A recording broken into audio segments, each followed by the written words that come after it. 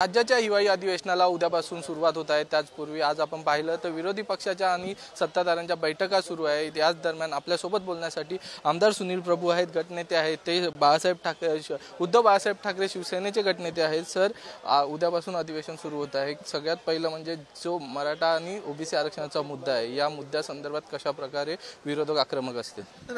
असं आहे की आरक्षणाच्या मुद्द्यावरती निश्चितच चर्चा होईल आणि याच्यामध्ये असं आहे की सरकार हे नरोबा कुंजरोबाची भूमिका करते आणि दोन समाजामध्ये ज्या पद्धतीचं भांडण लावण्याचं काम जे सुरू आहे त्यामुळे महाराष्ट्राचं वातावरण बिघडतंय।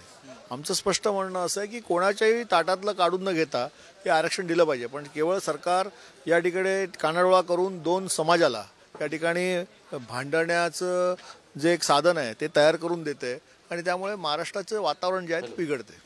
नक्कीच। तर दुसरीकडे आपण पाहिलं तर अवकाळी पाऊस असेल, गारपीट असेल, त्यामुळे मोठ्या प्रमाणात शेतकऱ्यांचं नुकसान झालं आहे। त्या संदर्भात मातोश्रीवर बैठक देखील झाली की उद्याच्या अधिवेशनामध्ये शेतकऱ्यांचे प्रश्न जे आहेत अतिशय महत्त्वाचे आहेत। आज आपण बघितलं असेल सोयाबीन, कापूस, धान यांना भाव नाही आहे। इकडे शेतकरी हवाल दिला आहे।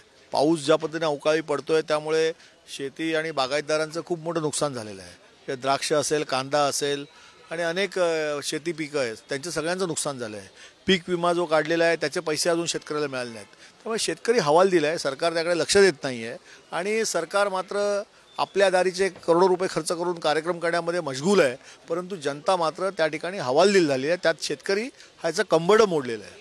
सगळ्यात महत्त्वाचा मुद्दा असा होता, ज्यावेळी हिंगोलीचे शेतकरी आले होते मातोश्रीवर, त्या दरम्यान उद्धव ठाकरे यांनी एक गोष्ट स्पष्ट केली होती, 1 रुपयाचा जो विमा आहे तो काढण्यात आला होता, मात्र त्या संदर्भातली अजून कोणतीही माहिती समोर येत नाही किंवा त्या संदर्भातलं कोणतंही पुढे प्रकरण येत नाही। 1 रुपयाचा विमा म्हणजे लोकांना जे पैसे भरावे लागतात ते पैसे सरकारने भरले, पण ते विमा कंपन्याचे किसे भरले।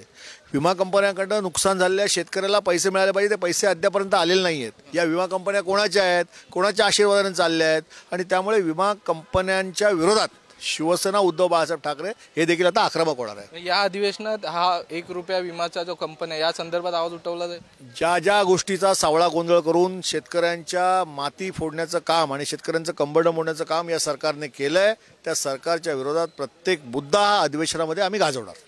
धन्यवाद सर। आपण पाहिलं आपल्याबरोबर सुनील प्रभू होते, यांनी देखील सांगितलं आहे की जो शेतकऱ्यांच्या विरोधात शेतकऱ्यांच्या विरोधातला 1 रुपया विमाचा जो स्कॅम आहे, जो घोटाळा आहे, त्या संदर्भात आम्ही या अधिवेशनामध्ये आवाज देखील उठवणार आहे।